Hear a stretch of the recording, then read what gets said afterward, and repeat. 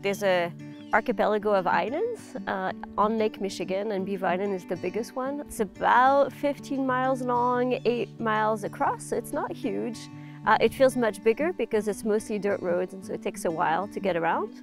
There is one town on the island called St. James. Most of the rest of the island is natural habitats, and because it is isolated from the mainland and has a small population, the habitats, the ecosystems on the island are absolutely beautiful. There's so much just inherent inspiration. This place is such a beautiful, sacred, natural land full of possibility for connecting in. So no matter what your sense of prior connection to nature might be, there's no way you can't come here and find some aspect of your environment that you would connect into and draw inspiration from. Well, I think there's something really special that happens when science and art mix, and the synergy. And I feel as a scientist, when I start to dabble into the art world, my science gets improved, and then vice versa. As an artist, when I dabble into the science, my art gets improved. And so I would argue that there's something really special that happens right where the two mix, and a place like Beaver Island is perfect for that, because you have a biological station with researchers, with science happening, while in a setup that is inspiring. For writers, I think especially, nature really restores our wildness, our connection to the soul. There's no better place to reconnect with ourselves.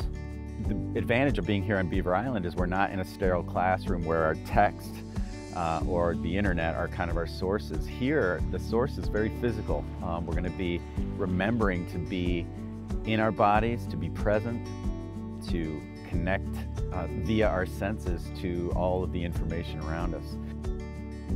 It was interesting to see the different perspectives on the class. You have all sorts of different skill levels and interests when it comes to photography. As a BCA student, it gave me a different perspective of content, really. It's kind of those contrast of different ideas and methods that was very inspiring and gave me a couple ideas of how to expand myself.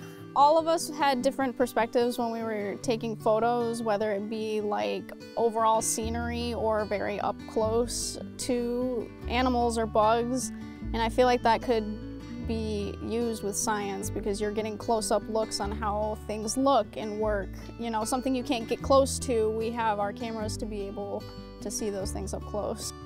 We were in ponds, we were in bogs, we got to experience the lakeshore, we got to see sunrises and sunsets. You know, it's just a really wonderful experience to have them right next to us, where this isn't the sort of thing we get to do back home. I mean, my approach to nature photography has always been just to take pretty pictures. You know, if I'm taking a bird, I want a portrait of that bird, and Steve's approach is more journalistic and telling the story.